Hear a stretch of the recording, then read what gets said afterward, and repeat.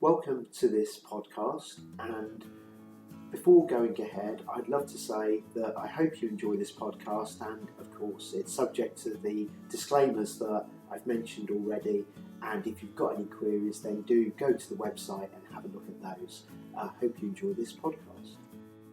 It was a Wednesday morning and I was due to meet a leadership guru at quite a nice private members club in Mayfair, and it was really interesting because this leadership guru had written numerous books on teams, on leadership, on management, and also he had in his profile that he had at one time been sued for $12 billion.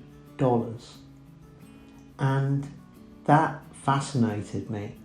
So I really needed to meet this leadership guru to find out what this was all about. And this is the story. So I met the leadership guru and we chatted about various projects that we were involved with. And then we turned to the $12 billion lawsuit.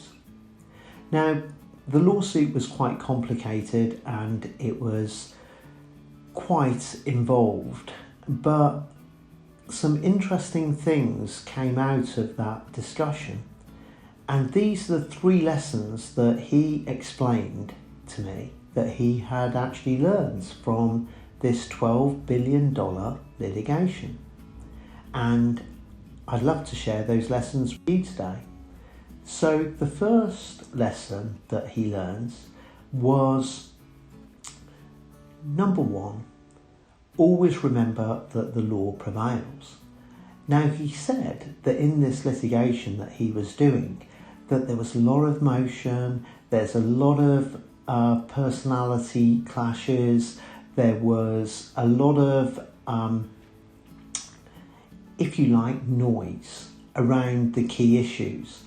And what he had found out is that essentially the best thing about talking with lawyers from his point of view was they cut out all of the noise and started to focus on the facts.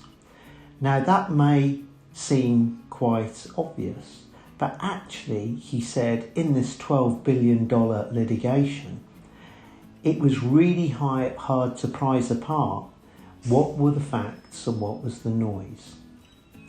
The second thing that he learns from this litigation was let the lawyers lead. In a way, he said that at the start, the team that he was involved with actually quizzed the lawyers in a way that was quite hostile, because in a way they didn't like what they were being told. So they doubted the lawyers, they questioned the lawyers, etc.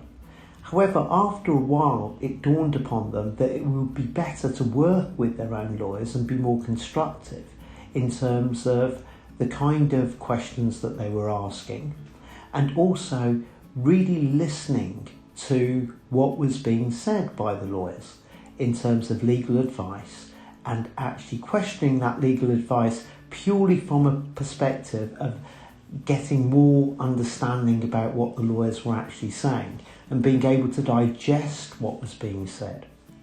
So number 2, listen to the lawyers. Number 3, which was quite an interesting comment, was he said once you had done number 1, you had actually prized away the noise from the facts, and the lawyers had helped you do that. And number 2, you had actually listened to the lawyers and digested what they had said and let them get on with it. Then number 3 was just chill. And I said, what do you mean by chill? That, surely you were heavily involved in this, there's a lot of money involved, etc.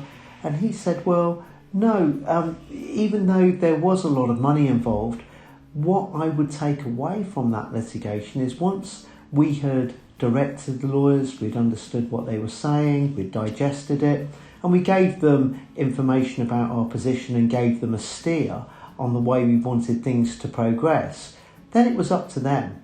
And all we could do is chill. There was no reason to get aggravated or agitated about the whole thing, because we understood that it was a process. So what did I take from that conversation? I took from that conversation that there were some real nuggets. And what he said was that even though these points were obvious, and one might just say, of course, he said it cost the company a lot of money to actually understand these key points and really digest them.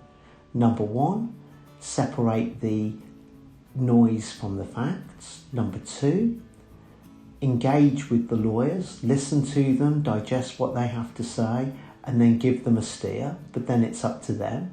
And then number three, chill. I hope you've enjoyed this podcast with those 3 points. And if you'd like to hear more, then please contact me at jimmy@coachinglaw.com, and it'd be great to hear from you. Thanks very much.